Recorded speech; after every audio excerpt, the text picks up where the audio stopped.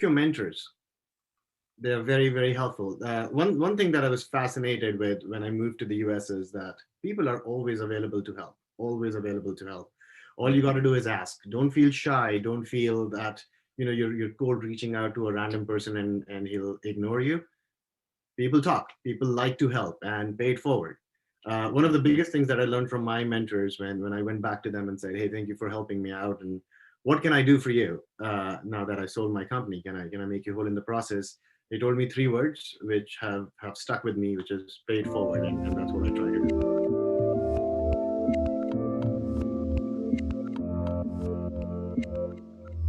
Hey everyone, this is Devin Miller here with another episode of the Inventive Journey. I'm your host, Devin Miller, the serial entrepreneur that's grown several businesses into 7 and 8 figure companies, as well as a founder and CEO of Miller IP Law, where we help startups and small businesses with their patents and trademarks. If you ever need help with yours, feel free to go to strategymeeting.com, grab some time with me, and always happy to chat.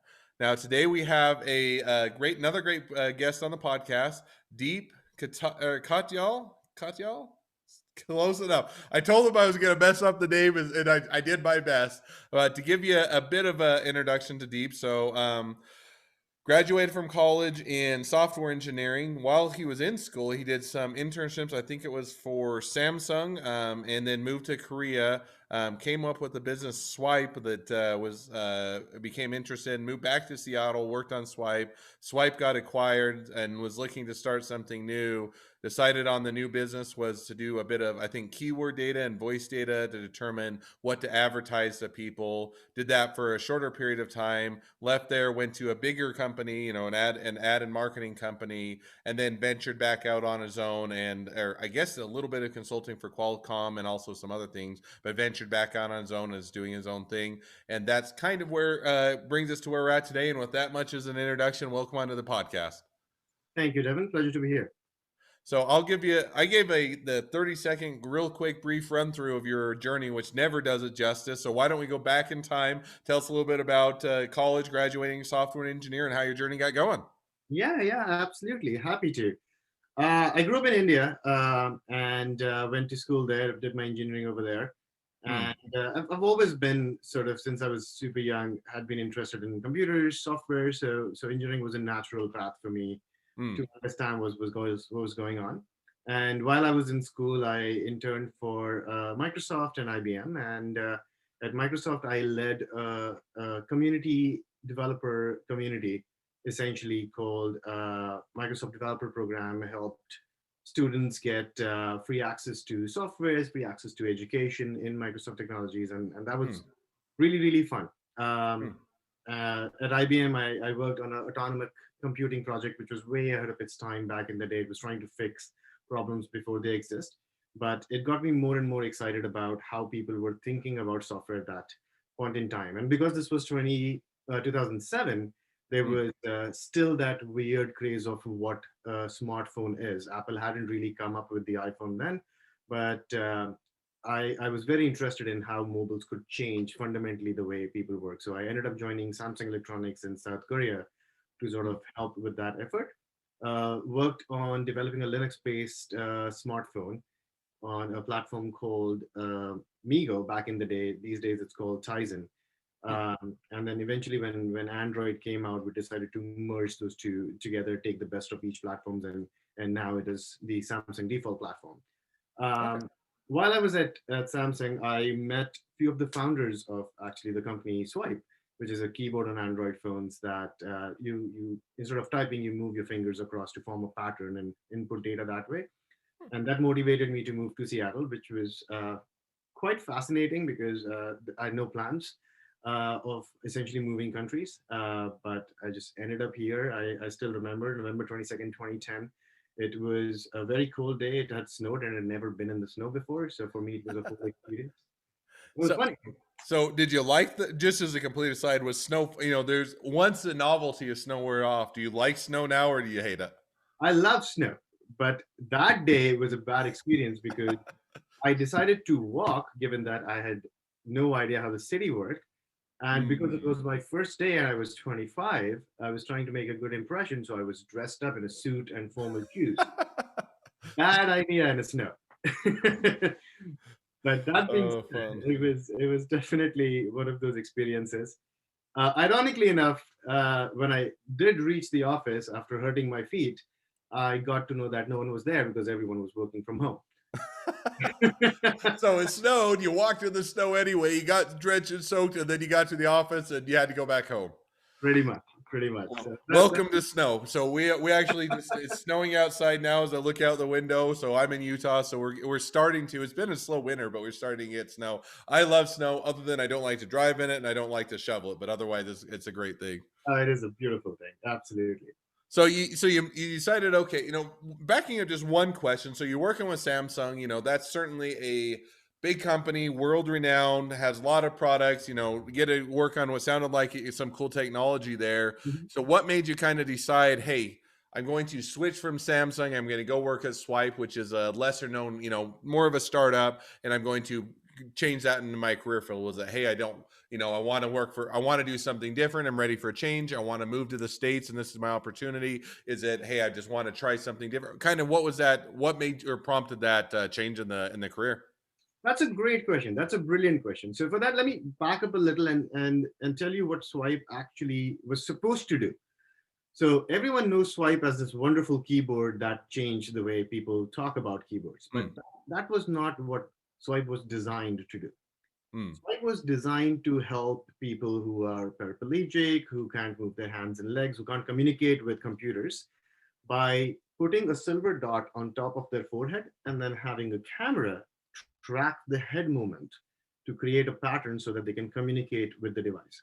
And of course, this technology was developed pre-iPhones, pre-capacitive touch, and smartphones didn't really exist to have swipe on there. When the mm. iPhone came out, a light bulb just went in our heads that made us move that technology to a smartphone. But the reason why I got interested in Swipe was because it was doing so much to help the world. Oh, cool.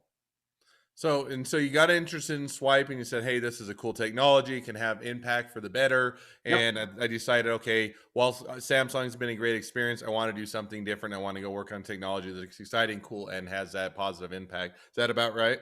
absolutely, 100%. So now you make that jump. You go to the Seattle. You get or bear the snow for a while. You work for Swipe. How did and then I think you made a transition to another startup that was more kind of keyword data, voice data. So what kind of what prompted that transition and how did that work? So not a transition. Swipe was acquired by a company called Nuance Communications, and Okay. Nuance has been in the field of voice recognition technologies, writing dictation, and also keyboard technologies.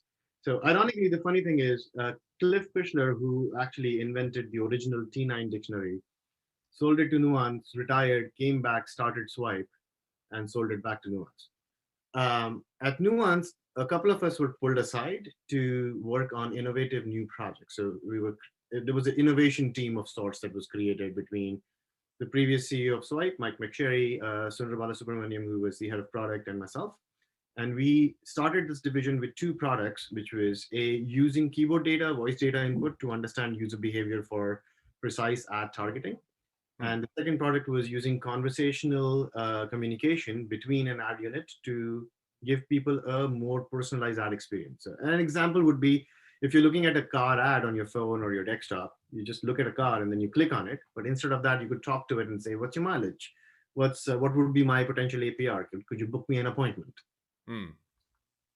And that got me interested in advertising overall. Because before Hmm. that, I didn't really care much about advertising. And once I got there, that's when I made that move to a company called Opera Media Works because I was so interested in advertising.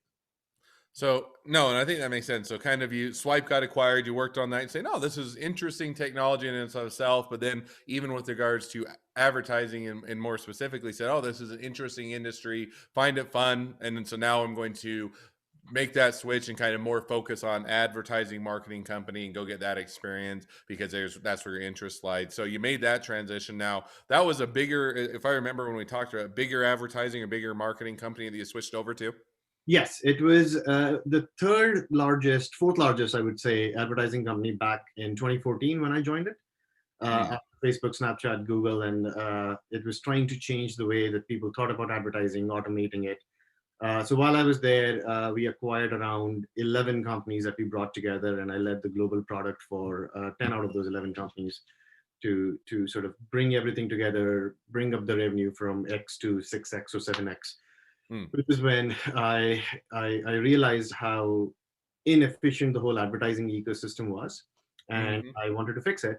But I didn't have the resources internally to fix it, so I decided to take a break. I took around 2 months off and architected things in my head, and then I bootstrapped a company called Evangelist that focused on making advertising technology completely 100% automated instead of the manual efforts.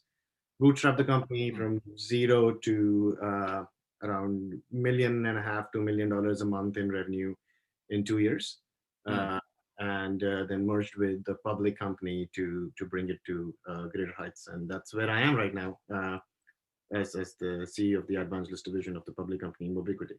So now, one question, kind of diving into that just a bit. So you bootstrapped group for 2 years on your own. What was what was the motivation for merging with the other company and kind of doing that? And I'll give you a couple of scenarios. Some people are saying, "Hey, I just want to keep this as my own. I want to be able to grow my own thing, capture my own destiny. I don't want to merge." Other times you're saying, "Hey, in order to be able to dominate in the market or to have the resources, I can't do it on my own, and so this is a great opportunity." Other times saying, "Hey, we got awesome technology. You got awesome technology. We can make something even better." So, kind of give us an idea. What was the motivation for kind of making that merger, that change in ownership structure? That's a brilliant question. So I think it was more the third option that you mentioned, awesome technology, awesome technology. Mm, So this company, Mobiquity Technologies, was a client of ours, one of our many clients that was using mm, our platform to essentially cater to their advertising needs. And what this company did pre-merger is they dealt in data. So they kind of understood people's movement patterns across cities, states, different locations, malls, and whatnot, and understood their behavioral patterns based on that, their shopping behavior, their living behavior, and whatnot.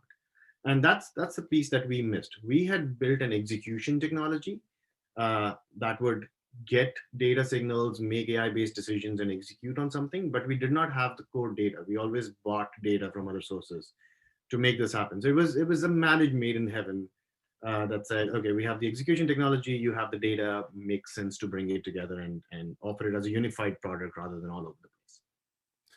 No, and I think that that's always interesting, and that's a little bit and completely different, journey, but kind of the same thing. The one of the first the real first company I started was while I was doing MBA school. Without boring you all details, started as a business competition, bought out my partners, grew it into an actual company alongside when I was doing my full time legal career. Was doing this as a second full time career, a second full time business, but grew that, and then we had an opportunity to basically license a lot of the technology to what was in a different industry, but technology matched up really well with what they're doing and made the decision, hey, if we were to license to them, partner with them, so to speak, that would increase what we could do with the technology, significantly. So certainly get, making that decision.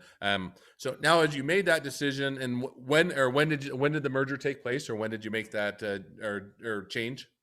December 2018. So 2 years after formulating the company. So you've been doing that now for a couple of years, 2 or 3 years with the merger, doing that. Has it been a good deal and a good career path? Would you make the decision again? Would you say, hey, I wish I would have stayed independent, or kind of what, looking back now, how's those last, or since the merger, how's that played out for you? It has been great, actually. It has been really, really good. I would absolutely do it again.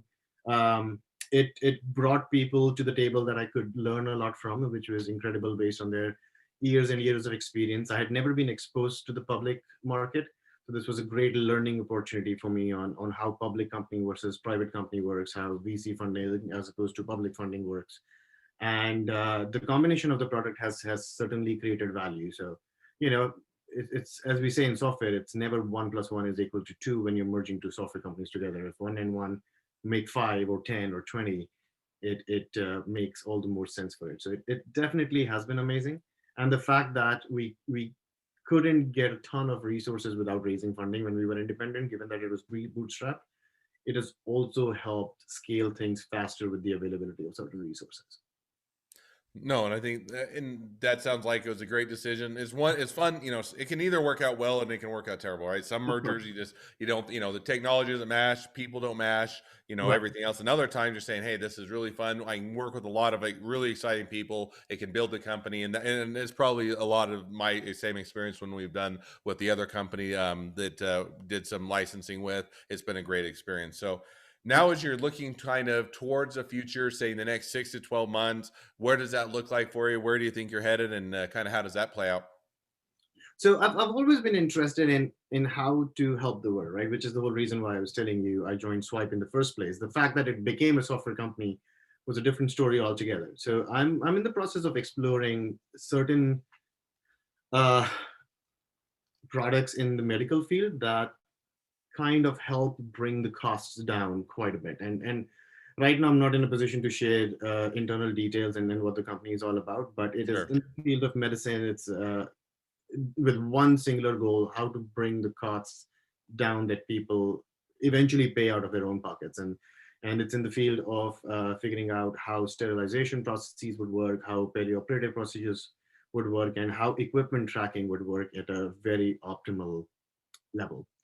Hmm. uh, I'm always doing some other things on the side. So one of the things that I do right now is I consult with a chip manufacturing company, helping them sort of understand what's next from a Hmm. software perspective, 5 to 10 years down the line, strategize for it, Well, cool. Well, it along those sounds lines. like a lot of And can't always yeah, provide all the details, but a lot of exciting things, a lot of fun things that are in the future and coming up. absolutely. And maybe once that gets a little bit farther down the road, and we can you can share a bit more details, we'll have to have you back on and discuss that a bit more. Yeah, yeah, I'd love that.